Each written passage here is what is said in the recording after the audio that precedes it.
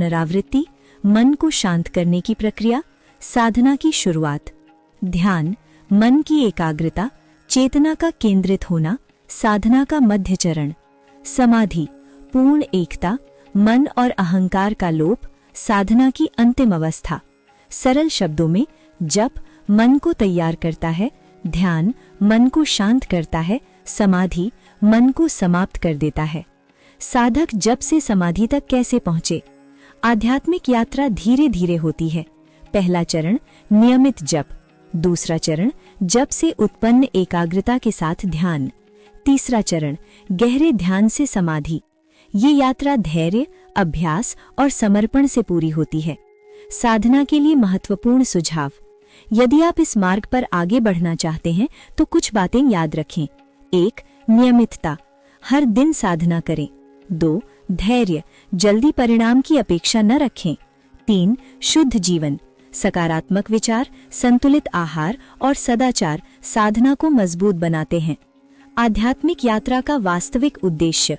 अक्सर लोग सोचते हैं कि साधना का उद्देश्य है चमत्कार, शक्तियां या विशेष अनुभव, लेकिन वास्तव में साधना का उद्देश्य है स्वयं को जानना।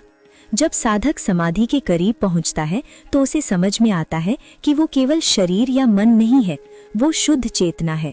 प्रिय साधकों, जप, ध्यान और समाधि केवल शब्द नहीं है, ये चेतना की यात्रा के 3 चरण हैं। यदि आप नियमित साधना करते हैं तो धीरे धीरे जप ध्यान में बदलेगा और ध्यान समाधि की ओर ले जाएगा।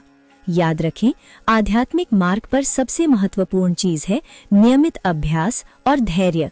जप से ध्यान में परिवर्तन कैसे होता है? बहुत से साधक वर्षों तक जप करते हैं, लेकिन उन्हें ये समझ नहीं आता कि जप कब ध्यान में बदलता है। इस परिवर्तन को समझना अत्यंत महत्वपूर्ण है। जब साधक लगातार जप करता है तो धीरे धीरे 3 परिवर्तन होते हैं। पहला परिवर्तन, मन की गति धीमी होने लगती है। सामान्य अवस्था में मन बहुत तेज चलता है। 1 मिनट में मन कई विचारों से गुजरता है, लेकिन जब साधक जप करता है तो मंत्र की पुनरावृत्ति मन की गति को कम करने लगती है। जैसे जैसे मंत्र की लय बनती है, मन उसी लय में स्थिर होने लगता है। दूसरा परिवर्तन, विचारों की संख्या कम होने लगती है। शुरुआत में जप करते समय मन इधर उधर जाता है, ध्यान भटकता है, विचार आते रहते हैं, लेकिन अभ्यास के साथ साथ मंत्र और मन एक हो जाते हैं। तब विचारों की संख्या कम होने लगती है। तीसरा परिवर्तन, जप स्वतः चलने लगता है। ये बहुत महत्वपूर्ण अवस्था है। जब साधक इस अवस्था में पहुंचता है तो उसे मंत्र का जप करना नहीं पड़ता, मंत्र स्वयं चलने लगता है। इसे कहते हैं अजपा जप, अर्थात ऐसा जप जो बिना प्रयास के स्वयं